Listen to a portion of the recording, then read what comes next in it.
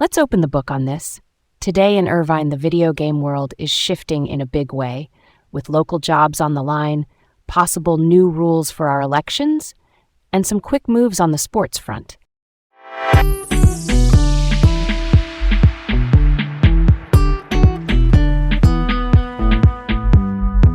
Leah?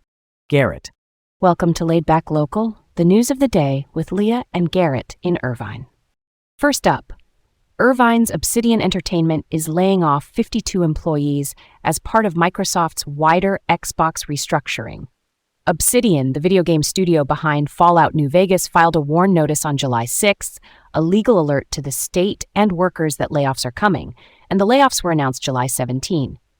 Microsoft is cutting about 4,800 jobs globally due to what leaders describe as a hardware crisis in gaming, which means the parts that go into consoles and related devices are getting pricier and tougher to manage. Obsidian says it will continue operating here in Irvine. Garrett, why call it a hardware crisis right now? Yeah, that checks out. It's rising costs and supply pressures on the physical tech that gaming relies on. When devices get expensive to build or update, that stress rolls downhill into studios and teams. I'm bummed for the 52 people here, our neighbors, but it's notable. Obsidian stays open in Irvine. While jobs are lost, the studio's heartbeat continues. Projects and support teams still run.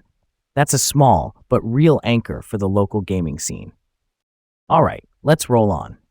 Ranked choice voting could be coming to Irvine. The City Council voted on July 14 to put a measure on the November ballot so voters can decide whether to switch systems.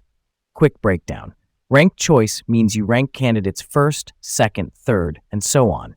If no one gets a majority, at least half the votes, the last place candidate is eliminated, and their voters' next choices are redistributed, repeating until someone crosses 50%. Supporters say it can cool down negative campaigning and better reflect overall voter preferences. If approved, it likely wouldn't take effect until 2028, giving time for outreach and system changes, though some council members have flagged possible costs and voter confusion that aren't pinned down yet. I totally get the appeal of rewarding civility and consensus. Less mudslinging sounds great. But the unknown costs are a fair question. Training, ballot design, voter education, real talk, that adds up. Why move it now, do you think? Putting it on the ballot pushes the decision to voters and starts the clock on planning. If it passes, 2028 gives time for outreach and systems to catch up. If it fails, we stick with what we know. Either way, it settles the question in a clear, public way. Next up, UC Irvine hosted a panel on July 16th about kids and technology, part of a series called Raising the Next Generation in the Age of AI. Experts, including Katie Salen-Tekinbosch, leaned into this idea. Don't just limit screens, make the spaces kids go online safer and more creative.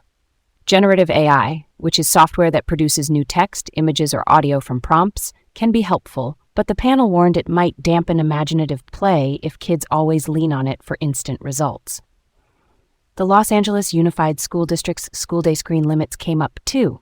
Some say it helps, others argue it's a blunt tool. The effectiveness is still debated. That middle ground stands out to me.